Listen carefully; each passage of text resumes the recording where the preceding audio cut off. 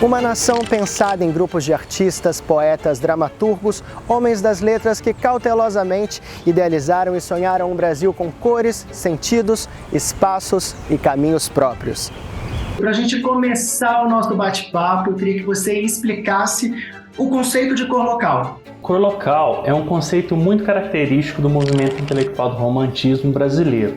Na verdade, são romantismos, por se tratar de muitos e muitos intelectuais que construíram diversidades de posicionamentos e formas de pensar, mas justamente a cor local é uma das características que uniram uma parcela de muitos daqueles intelectuais literatos, sócio-historiadores, por aí vai. A ideia cor local seria uma especificidade que entende que existem características no território brasileiro que nos identifica, que faz com que nós sejamos diferentes de outras nacionalidades, de outros países. Lembrando que essa ideia de nação, país, ela é muito recente, né? Ela é moderna, não existiu sempre. A cor local brasileira, portanto, para muitos desses intelectuais dos romantismos, seria a heroicização de uma imagem que, sem dúvida nenhuma, ela é fantasiosa da identidade dos indígenas, entendendo eles como todos iguais, como se existisse somente uma identidade indígena,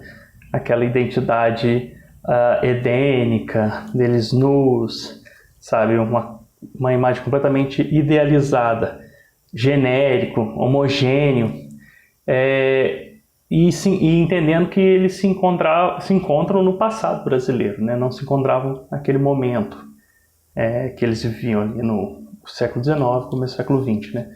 Dos movimentos românticos.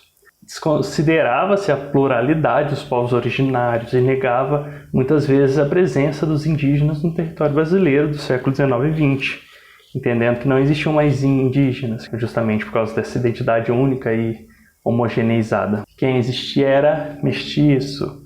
Então, portanto, essa cor local, muitas das vezes, ela quer enaltecer uma imagem dos indígenas, mas é um indígena completamente idealizado do passado, não os indígenas que viviam naquele momento, estavam sofrendo, lutando por suas vidas e por suas identidades. Lembrando que o português foi obrigado a ser falado aqui, né? Até então, até no começo do século XIX, falava-se mais o Inhangatu, que era a mescla de várias línguas, especialmente línguas indígenas. Cor local, esse conceito, ele parece muito bonito, né? Mas, na verdade, isso era uma dança entre questões locais, que davam identidades locais, e uma vontade de participar daquela ideologia que tomava muitos países do globo ocidental, de criar um Estado-nação, de fazer parte da civilização, do progresso. E essa ideia de criar uma identidade nacional, ela pode ser muito opressora. Afinal de contas, tentar caracterizar todo o território gigantesco como o nosso, que possui uma grande diversidade de culturas, de pensamentos, de etnias, a partir de algumas especificidades, só para fazer parte desse jogo internacional do nacionalismo, pode ser bastante opressor e violento, né? Pode ser um esforço de homogeneização muito violento, como de fato foi. Tanto a cor local como esses romantismos plurais que você explicou tão bem para a gente, eles foram extremamente importantes para esse fortalecimento de uma identidade própria brasileira que estava acontecendo naquele momento. E eles não são orgânicos, eles são bastante artificiais, no sentido de que é um pensamento de uma parte da elite intelectual brasileira do século XIX, né, sobre tentar construir essa identidade nacional.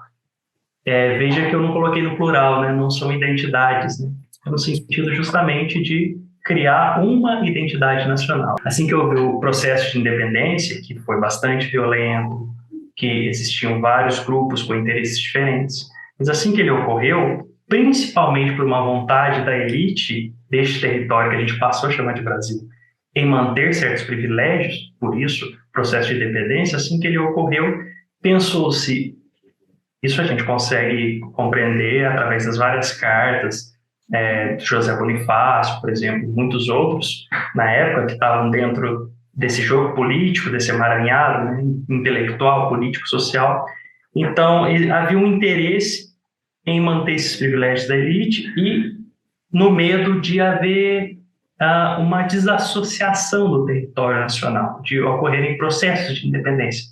Porque o Brasil era visto, como de fato era, como um grande sertão. Sertão significa desertão, ou seja, pequenos grupos de populações aqui e ali muito espaçados, com identidades, culturas muito diferenciadas. Isso era visto pelo poder central, pela a nova monarquia, como uma ameaça de conflitos, uma ameaça de repartição do território. A criação de uma identidade nacional, ela vai nesse sentido. Ela não, eu chamo ela de artificial nesse sentido, né? Para tentar aglutinar, converger essas populações num sentimento de pertencimento a uma nação, a um Estado, algo que era muito recente. Não se existia identidade de brasileiro até então. Aqueles que viviam nas colônias ou no posterior império português se viam como portugueses das Américas, no máximo como pernambucanos, baianos, né, a identidade da província, mineiros. Eles se viam como pertencentes ao Estado português, portanto, portugueses das Américas. Estou falando dessa elite, né? Claro que aí eu não estou falando das etnias indígenas, cada uma constitui as suas sofisticações locais, culturais, sociais. Tinha identidades muito bem definidas também, né? Muito bem definidas, com certeza. São os povos originários, né? Antes das invasões dos europeus, eles estavam profundamente enraizados, né? Talvez seja essa uma ótima palavra, né? Eles muitas das culturas veem que eles pertencem à terra e não o contrário, né? Ou seja, tinham criado toda uma estrutura extremamente complexa e sofisticada para poder... Jesus, a gente percebe muitos movimentos paralelos nesse período pós-independência. Quais deles você poderia destacar? Eu acho que essa sua pergunta é muito interessante, até para a gente aproveitar e fazer uma certa desconstrução, uma certa forma lógica, racionalista, que a gente tende a pensar, bastante ligada ao Descartes nessa época, né? Essa é uma delas, né? O racionalismo. Nenhuma ideia, movimento, pensamento, ele se interrompe e começa outro. A gente tende a pensar assim em caixinhas, né? Isso faz muito parte desse racionalismo que a gente tem em mente, mas, na verdade, eles continuam, se renovam, são ressignificados, eles sofrem, não, eles são acrescentados, né, a outras realidades, assim como a gente sabe que seria impossível uma infinidade de ideias interessantíssimas que são muito atribuídas aos europeus, mas que eles adquiriram, pensaram a partir ou com ou dos povos originários, das etnias africanas, né? E, na verdade, existe, como eu posso dizer, existe uma autoria compartilhada em muitas dessas ideias, ou essas ideias foram ressignificadas por eles e depois eles atribuíram como se fosse parte desse grande mundo civilizatório branco, cristão, ocidental, né?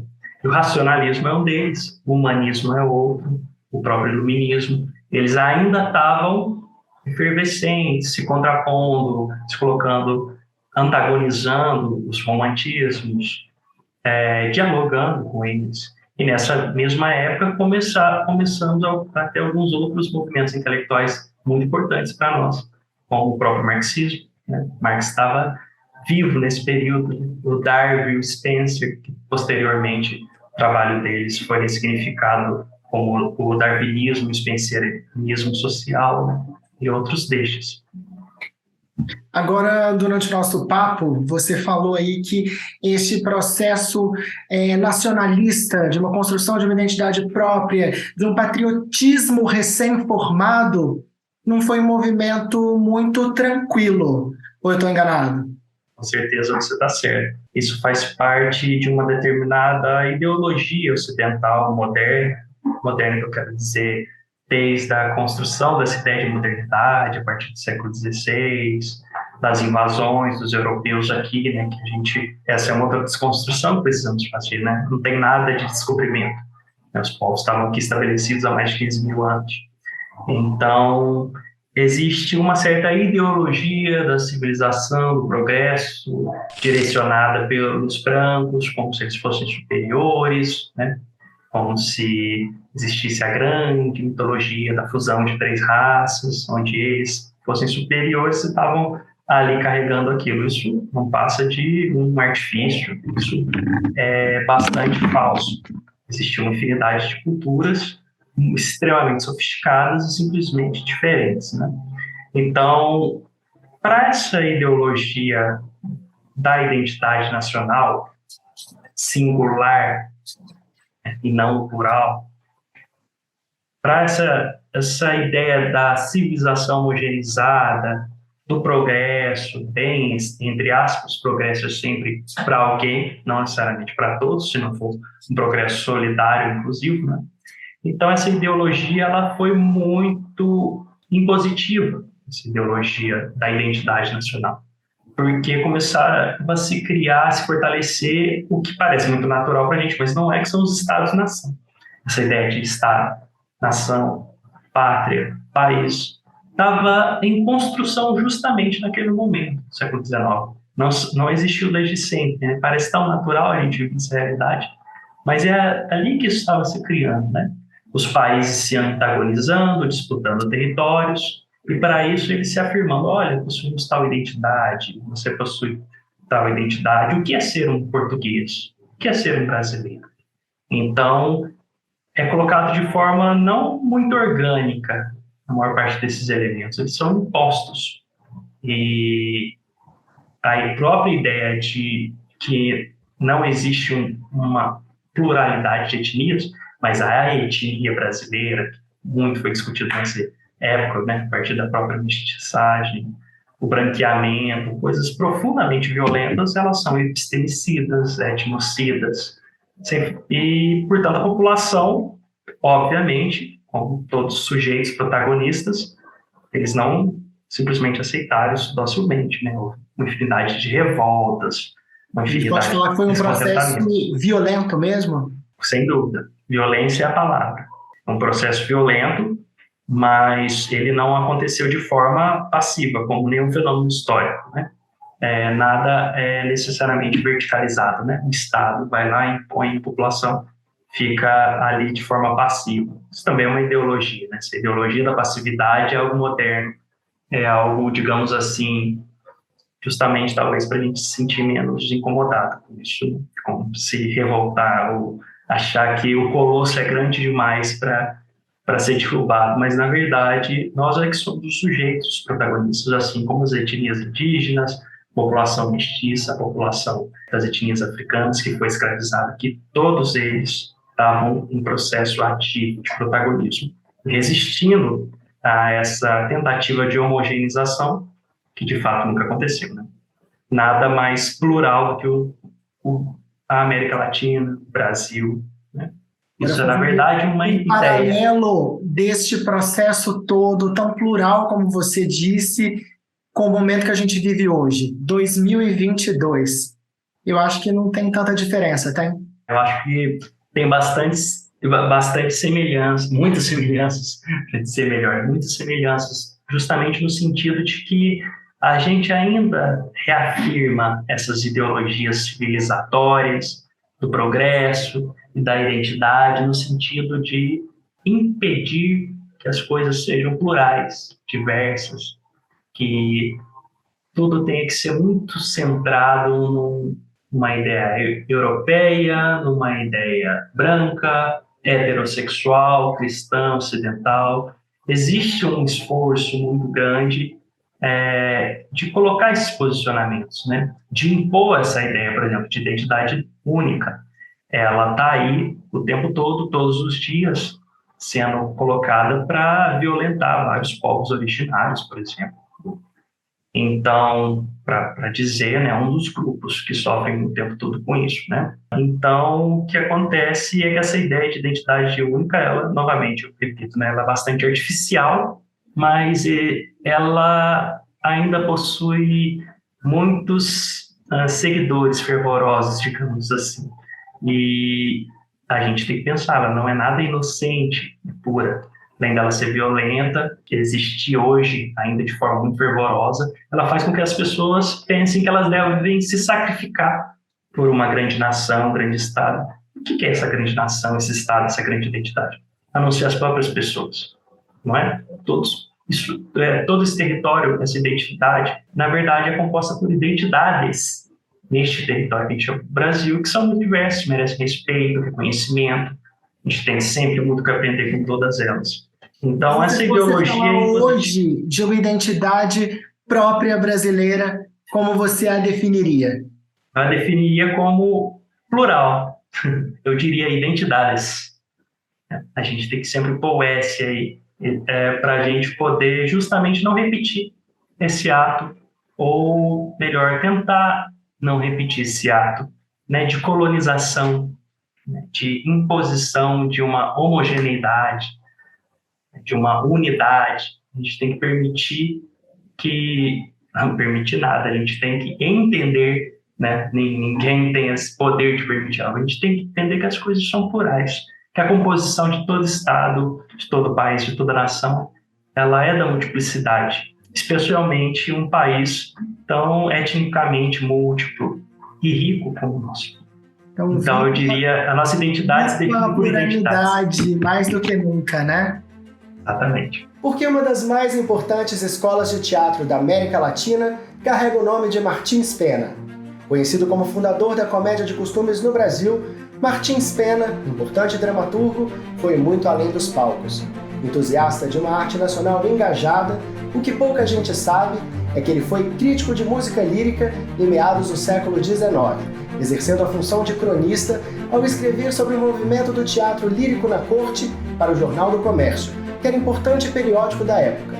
Além de suas diversas peças teatrais, produzidas entre 1838 e 1847, seu envolvimento com a música é o reflexo de um profundo engajamento com a questão da identidade nacional, fortemente debatida após a independência brasileira. Martins Pena acreditava ser necessário investir no teatro brasileiro em todas as suas vertentes. Não por acaso, a primeira escola pública de teatro do Brasil recebeu seu nome. Fundada em 1908, a Escola Técnica Estadual de Teatro Martins Pena iniciou suas atividades em 1910, com a primeira turma formada em 1913. Por lá, passaram grandes nomes das nossas artes cênicas, como Procópio Ferreira e José Wilker.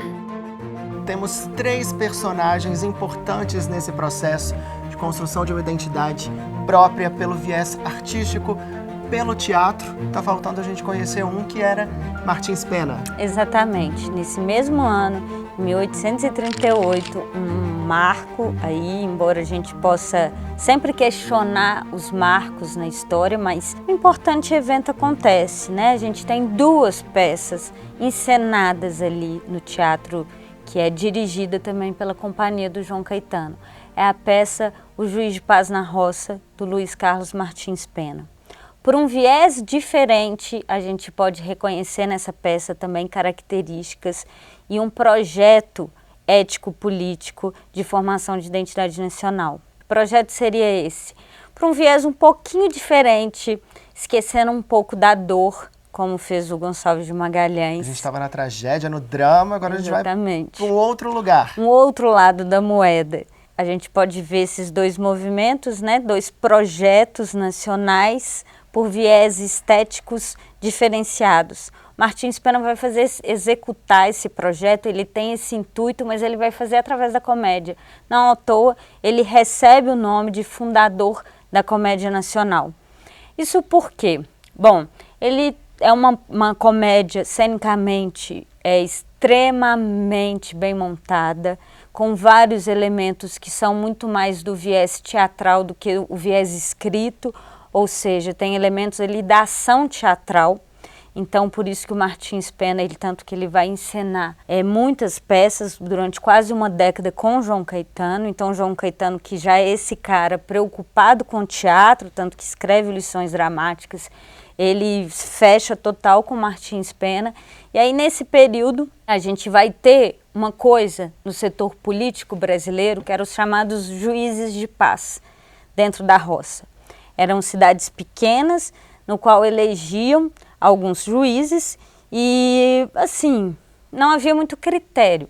O que era necessário para ser juiz era que soubessem ler e ter alguma quantidade de dinheiro. Esses juízes são acusados, o que a gente vê na imprensa e nos documentos é que esses juízes eram acusados de corrupção. E é justamente essa crítica que o Martins Pena vai fazer nessa peça aí, considerada um marco para a nossa tradição teatral brasileira. E extremamente atemporal, né? Digamos, se a gente for pensar que é uma peça que aprofunda em características nacionais, muitas vezes o Martins Pena ele é comparado com um pintor importante do período, que é o Debré, responsável por criar quadros que são verdadeiros retratos do Brasil na época, dada a fidelidade das cores, dada a fidelidade do que ele retrata. Então Martins Pena ele é comparado muitas vezes ao Debré porque é como se ele trouxesse isso para o teatro, né? Então ele está preocupado em exaltar essas características nacionais, mas fazer um esboço menos romântico e mais fiel, e principalmente através da crítica, já que ele está criticando um setor da sociedade e uma marca que já acontecia desde então, no caso, a corrupção de pequenos poderes. A gente está falando disso, eu ressaltei a temporalidade da obra de Martins Pena, mas como que é trazer um texto dele para hoje, para 2022, com tudo que a gente está vivendo? Como eu falei, o Martins Pena pode ser entendido como um verdadeiro ensaísta. Ensaísta porque ele olha para o Brasil e descreve o Brasil. E é mesmo que a história seja feita de rupturas, né, de processos que acabam, que tem início, meio e fim, ela também é feita de processos que continuam nas suas tradições. Hoje a historiografia não vê mais tanto o ensaio com bons olhos. É sempre visto como algo um pouco superficial para desenhar ou para explicar um Brasil. No entanto, as peças do Martins Pena, elas são tão ocupadas com essa característica, mesmo com viés crítico, que a gente vê defeitos, algo que vem da tradição, própria tradição cênica, da comédia, de apontar defeitos. O Martins Pena traz elementos também, assim como seus contemporâneos, da comédia europeia. Ele vai trazer um elemento que é o chamado entremês. Entremês são peças curtas que aconteciam no intervalo de grandes dramas, muito usual em Portugal. Só que o entremês ele parece a comédia dell'arte. A grande diferença é que enquanto a comédia dell'arte acontecia na rua, o entremês ficava restrito aos palcos. É como se também o Martins Pena pegasse esses elementos, essas influências e colocasse numa arte nacional. E trazer para o nosso momento atual também, João Caetano, Gonçalves de Magalhães, qual seria o impacto disso para o público espectador? Eu acredito que o conhecimento dessas características que são brasileiras, já que se eles estão ocupados em fazer uma arte nacional, eles também estão ocupados com essa função milenar do teatro, que embora o teatro tenha características aí que se modificam com o tempo, ele tem uma coisa muito peculiar, que é o compromisso com a realidade, né? Que é o compromisso muitas vezes fazer quase um espelho da sociedade, principalmente nesse âmbito do século XIX, onde quase aponta ali o realismo. E mesmo que não sejam peças realistas, eu acredito que ao acessar essas peças, a gente tem esse conhecimento de que Brasil seria esse. Tanto pelo âmbito da crítica, a Inquisição, ao Gonçalves de Magalhães trazer a questão da Inquisição, ele traz a questão também de que não se quer um governo autoritário, talvez, um rei autoritário, como foi a Inquisição nos diversos países, tanto em Portugal quanto no Brasil. Ele quer alertar o seu público de que a Inquisição é ruim, de que ela foi ruim. E no caso do Martins Pena, com todos esses aspectos que a gente já mencionou aqui, tanto estruturais quanto cênicos, ele é um grande... Ele difunde muito a cultura brasileira, nesses aspectos, assim, elementos que estão presentes até hoje. Agora, para a gente fechar, a gente, durante o nosso bate-papo aqui, falou muito sobre as particularidades do Brasil que estavam nesse teatro. Uhum. Me falam que particularidades são essas? Bom, no caso do Martins Pena, a gente vê ali festas, sendo ele em cena, ele propõe que fosse colocado ali festas tradicionais, como festa de São João, como coisas que aconteciam naquele período histórico, danças típicas também, né? Danças típicas, o vocabulário também é muito comum, a vestimenta, o Martins Pena é totalmente, ele tem atenção com isso nas peças teatrais, tanto que quando você lê você tem acesso às rubricas dele, e aí você vê todos esses elementos. Tem uma crítica, que é uma crítica que se segue na literatura brasileira também, que o principal talvez a fazer isso seja o Lima Barreto, já no início do século XX, final do XIX, que é sobre o contraste entre centro, ou seja, a cidade do Rio de Janeiro, e todo o interior, que naquele período já era denominado roça. A gente vê aí uma característica bem específica de uma crítica a um processo de construção civilizatório que centraliza e esquece o resto. E essa crítica ela está presente inclusive nesses intelectuais no Rio de Janeiro, que já viam isso acontecer, né? Muitos olhos voltados pelaquela criação num centro, esquecendo de outros Brasis que já existiam.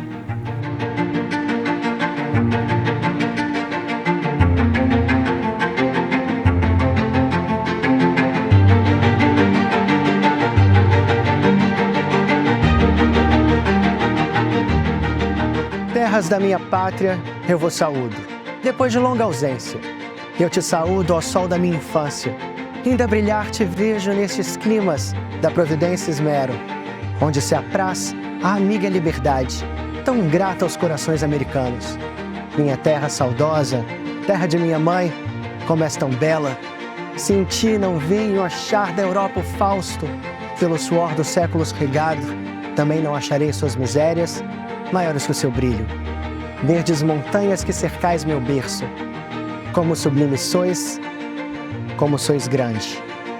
Trecho do poema de Gonçalves de Magalhães, saudação à pátria à vista do Rio de Janeiro no meu regresso da Europa, em 14 de maio de 1837.